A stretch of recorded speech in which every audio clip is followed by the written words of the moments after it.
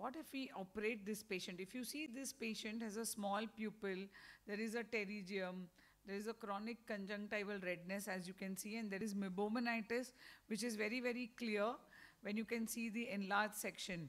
So as you can see, there is mebum in this patient. And if we miss this, because we are not examining the patient on the slit lamp, the patient has foreign body sensation, pain and watering. The patient is 6 by 6 but not 6 by 6. So, you don't have a happy patient. You feel that the patient is reading 6 by 6, but the patient is not comfortable, so unhappy patient and stressed doctors. I must take this opportunity to thank Sumit for making our lovely presentations. So, there are lots of clinical trials, and the definition of dry eyes has changed over a period of years. Now there are large textbooks on tears, because you used to just say that there is a tear film, you add just tears. But now you know that there are different layers of the tear film which are responsible, and each layer may contribute to the dry eye. So pre-operatively, if you have a misdiagnosed dry eye, then what does it happen? And you are going to give the patient and there will be increased surgical time, incision size, lens hardness, more inflammation and reduction in the globulate cell. And what happens is that post-operatively you are using drops. So many of the patients who have mild dry eyes, who have no complaints, but we are giving 5 weeks of post-operative steroid drops. The patient says that they are not comfortable. They call you up and they say that they have redness. You are scared that it is inflammation of iritis, but it is actually a dry eye, which may be missed when you are not looking for the dry eye. So as you can see over here, that the patient has come with circumciliary congestion, and only after the stain you can make out the tear breakup time and this irregular tear film, which is the cause of the dry eyes. So what is it that you would like to do pre-operatively? So it is not only important that you assess the patient for a cataract. Many a times we are so cataract oriented that we see the patient, we see the cataract, and we decide to operate the patient.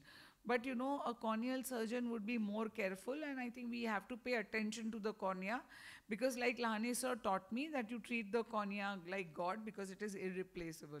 So this is a patient with a corneal opacity and a cataract. If you can see, this is a metaherpetic lesion, and this is what the patient comes with. So what went wrong? So as you can see over here,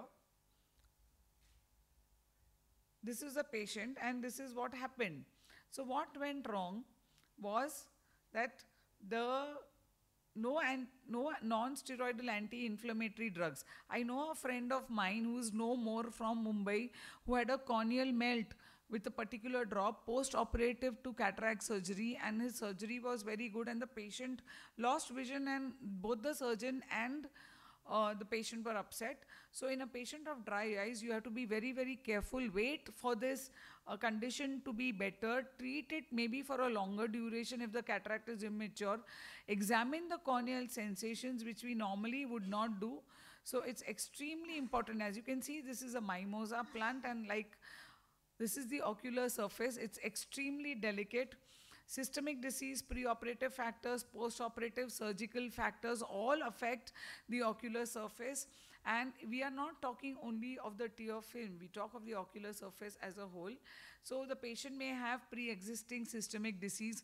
A patient may walk in not even telling you that they have rheumatoid arthritis or Sjogren's.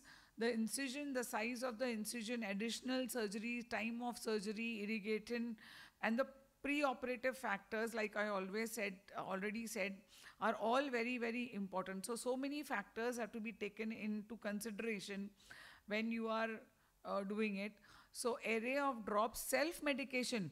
We have some patients who do not put the drops, and some people who by putting more drops, they will get better results.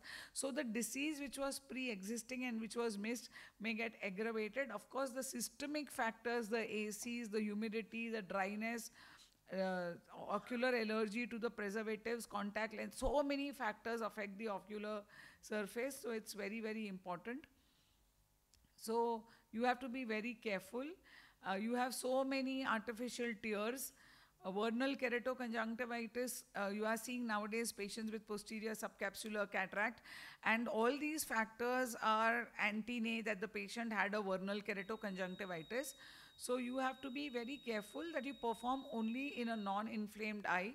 These are special conditions where you have to be very, very careful before operating the patient. So you have to manage the dry eye, reconstruction or rehabilitation of the ocular surface, replacement, whatever treatment is possible, and now corneal specialists are available. Perform better to avoid corneal incisions.